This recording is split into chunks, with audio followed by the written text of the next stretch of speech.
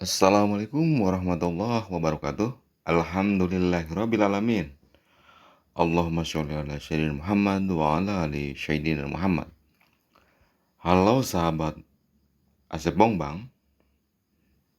Pada kesempatan ini kita akan mengupas berita seputar pembangunan, khususnya pembangunan infrastruktur di Lebak, Banten.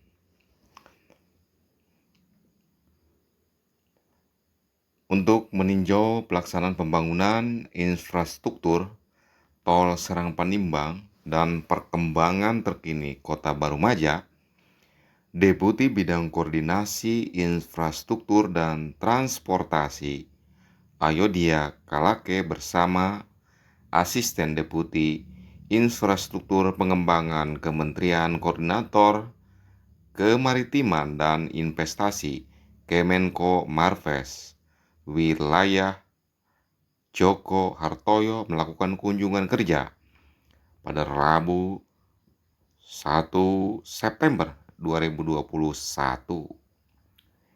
Kegiatan ini dilakukan ke titik-titik yang menjadi amanat dalam Peraturan Presiden Nomor 18 Tahun 2020 tentang Rencana Pembangunan Jangka Menengah Nasional tahun 2020 hingga 2024.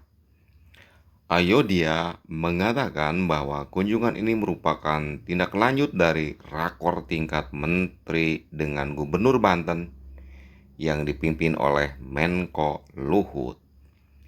Ia mengungkapkan bahwa sebelumnya telah diidentifikasi 7 permasalahan di Lebak, mulai dari adanya MOU pembangunan Kota Barumaja yang perlu diperbaharui, Master Plan Kota Barumaja, infrastruktur jalan, sistem pengelolaan air minum (SPAM), sarana pengelolaan sampah, konektivitas, dan jaringan telekomunikasi. Semua hal ini perlu mendapat perhatian dan kita harus bisa bergerak sekarang, katanya. Ayodia melanjutkan bahwa terkait pembangunan infrastruktur, Presiden Joko Widodo selalu menegaskan pentingnya pembangunan secara holistik.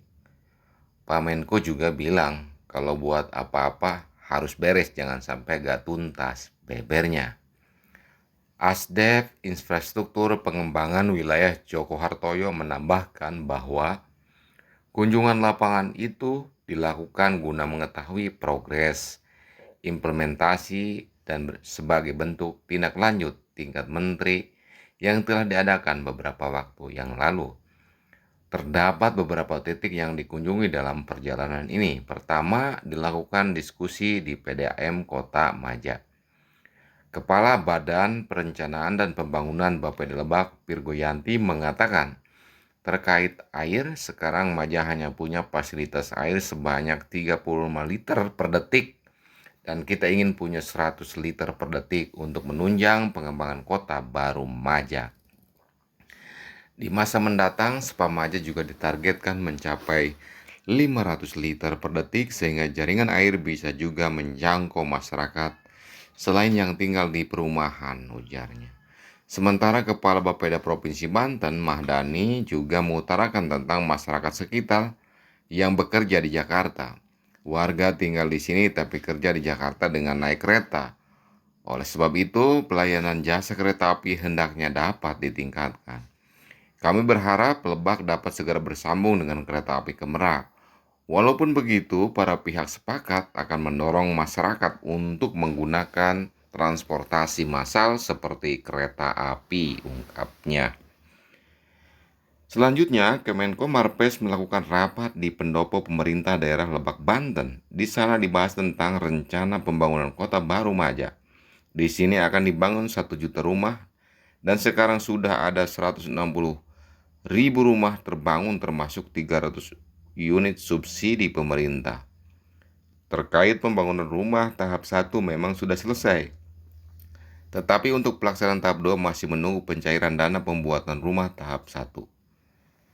Di Kota Baru Maja dan Banten secara keseluruhan juga perlu dipertimbangkan kemungkinan terjadinya bencana dan potensi yang dapat dikembangkan. Mengingat Lebak juga akan dikembangkan sebagai pusat distrik kreatif dan lokasi wisata nasional.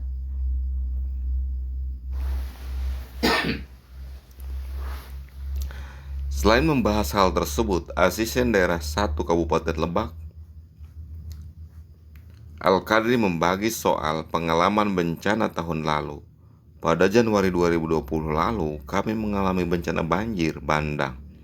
Dari 6 kecamatan yang terkena, terparah ada di Lebak Gedong dan memerlukan bantuan untuk ketersediaan lahan, ujarnya. Lahan ini nantinya akan difungsikan sebagai lahan hunian untuk korban. Sayangnya, lahan belum dapat dibangun. Kemudian, Kemenko Marves juga mengunjungi 3 ruas jalan tol, yaitu di Serang Penimbang, Serpong Balaraja, dan akses Jalan Majar dan rencana pintu keluar tol Cileles Serbaraja. Jalan tol punya arti yang strategis, bukan hanya sebagai infrastruktur, tetapi juga sebagai pendorong ekonomi wilayah sekitar, kata Ayodia. Kunjungan Kemenko Marves ini diharapkan dapat menjadi penyemangat para pihak dalam menyelesaikan proyek, sebagaimana pernyataan Direktur Teknik dan Operasi PT Wijaya Karya Serang Penimbang, Jaga Supriyahana. Semoga ini bisa menjadi pemantik kami untuk dapat segera memberikan akses lebih bagi masyarakat, katanya. Tol ini juga akan saling terkoneksi dengan jalan tol lain, jalan kabupaten, jalan provinsi maupun jalan nasional. Ruas jalan tol Serang Penimbang akan dibangun sepanjang 83,677 km. 33 km diantaranya yaitu ruas Cileles Panimbang akan dibangun oleh pemerintah. Tol ini akan dibangun dengan 3 seksi. Seksi 1 Serang Rangkas Bitung sudah 99% selesai, dan seksi lainnya masih dalam proses pembangunan fisik dan pembebasan lahan.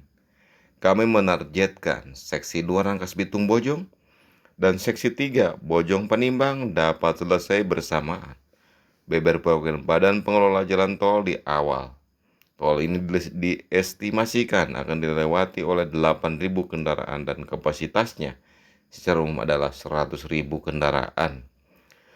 Menanggapi progres pembangunan tol tersebut, Asdep Joko perlu memikirkan sentra produksi usaha mikro, kecil, dan menengah, serta lokasi wisata di pintu keluar tol maupun di rest area. Sepakat dengan pernyataan Asdep Joko, Kepala Badan Perencanaan Pembangunan Daerah Bapeda Lebak, Virgoyanti, yakin ia akan memberikan peluang terjadinya aktivitas yang produktif di kawasan tol. Jalan tol Serang Panimbang juga dapat mendukung sarana dan prasarana dari kawasan ekonomi khusus Tanjung Lesung. Jangan sampai tol ini mubazir dan tidak ada multiplier efek yang muncul. Ketersediaan sarana dan prasarana juga akan mendatangkan investasi asing, ujar Ayodia. Nah, itulah kupasan berita ya terbaru dari Lebak, Banten tentang sejumlah pembangunan, salah satunya pembangunan tol Serang Panimbang. Terima kasih. Wassalamualaikum warahmatullahi wabarakatuh.